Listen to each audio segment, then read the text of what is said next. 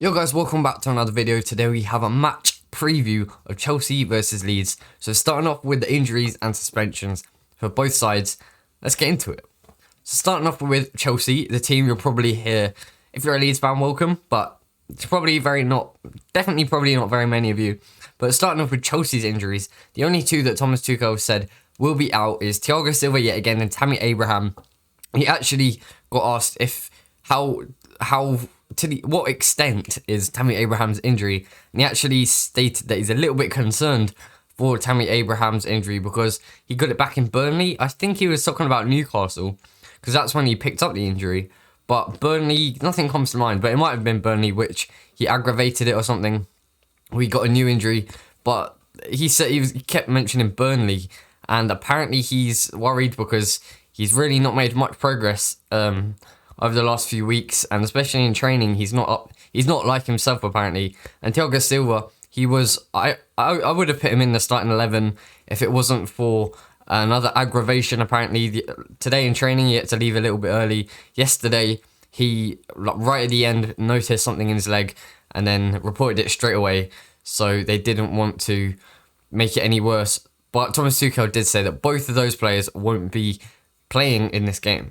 And as for Leeds, Calvin Phillips and Rodrigo came through unscathed after returning from injury, but Pascal Struijk and Pablo Hernandez still remain unavailable. Also with Jamie Shackleton, the young guy himself, Jamie Shackleton. Don't know why I said it like that. He should also be back in contention after a few games missed. Now Leeds have not actually beaten a top 6 team this season and have scored 9 goals and conceding 21.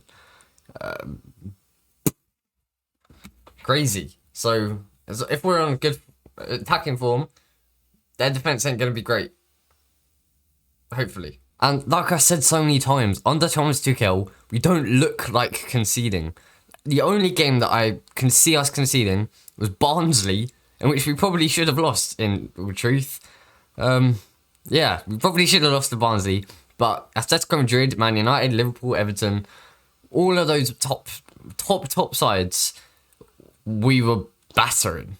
And we haven't looked like conceding at all. All down to Thomas Tuchel's German tactics, down to the fact that he just wants to keep the ball in the opposition half, keep them pinned back the whole entire game. But then if we do play like a team against Liverpool, also win the ball back very quickly to avoid getting counter-attacked. So like you'll see from that title and the thumbnail, maybe not the thumbnail, but just the title, the two tacticians, Thomas Tuchel and Marcelo Bielsa, are the two biggest tacticians, lots of T's in there, in the Premier League personally. Marcelo Bielsa, we all know how fascinating he is. That's the words that Thomas Tuchel described him as. He's a fascinating person, and to be fair, he's very fascinating. Crouches, just squats on the sideline, and then shouts in Spanish to his team. Very, very fascinating, very interesting character. And Thomas Tuchel has brought his German tactics from, was it Stuttgart, and then Dortmund, and then PSG, and now to Chelsea. And finally, in England, it looks like he's finally able to settle and really just don't look like conceding. And if you don't concede, you're not going to lose games. So going into my predicted lineups, I'm going with another 3-4-3, 3-4-2-1, whatever you see it as. No surprises there, really. In goal, I said this every week, I said the exact same thing. Edouard, Mendy, I don't see Kepa coming in anytime soon. Maybe if we're... Who's our next game in the FA Cup? I think it was Sheffield United. I think. Anyway, let's move this down a little bit. Yes, good. I think it's Sheffield United. Maybe Kepa could star in that, but I think Mendy is definitely our first choice keeper, and I don't see him being overtaken by Kepa anytime soon. The 3 centre-halves, the same. Well, I've gone with Rudiger at left centre-back rather than Zuma than we did against Everton.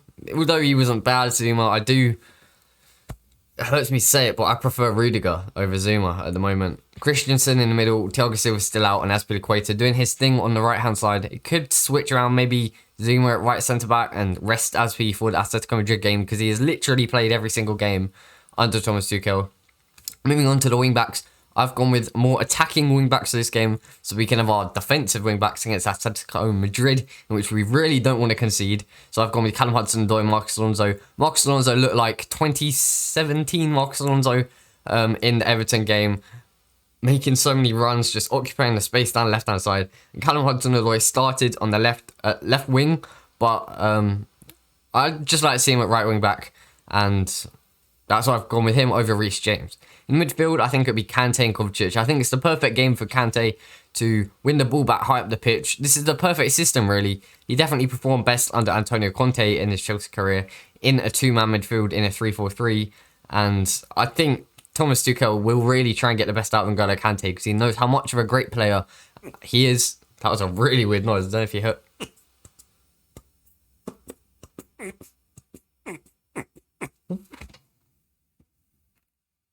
Mad. Moving on to Kovacic next to him. I think he'll be able to drive forwards, lay off to the forwards. Who I've gone with. This is the most nailed down player in this position. I think it's literally 99% he'll start. Mason Mount, somewhere around the front three, because he can't play against Atletico Madrid. He didn't play against Everton, and he's definitely going to want to impress to get back into the team after Atletico. So Mason Mount, almost 100% in there for me.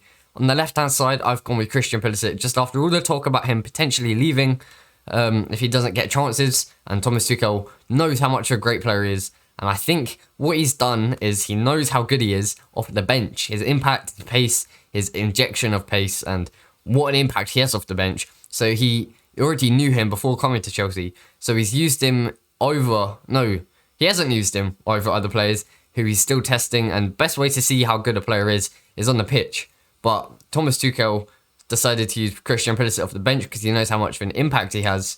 And which Pulisic's been a little bit annoyed and a little bit miffed that he's not getting in the first team. But I think he just needs a bit of patience. A bit like KSI's new song. It's called Patience. We need patience for it to be good.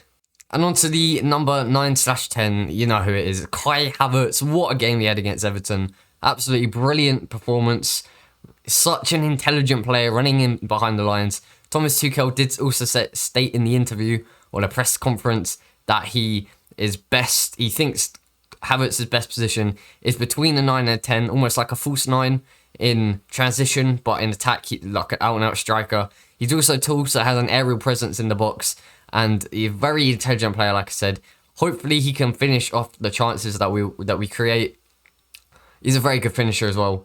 And if Jorginho's not on the pitch, I'd like to put him on penalties, personally, because he did take penalties for Bayer Leverkusen, but actually Mason Mount might be in front of him because he did tuck away his penalty against Southampton. Anyway, that is all for today. Thank you very much for watching. Like the video if you enjoyed it. Subscribe if you're new here. Thank you very much for watching. Come on, you Blues. Comment your prediction, actually. Score prediction. If you get it right, I'll shout you out in the match review. Thank you very much for watching. Goodbye. I'm sorry, KSI. I love you.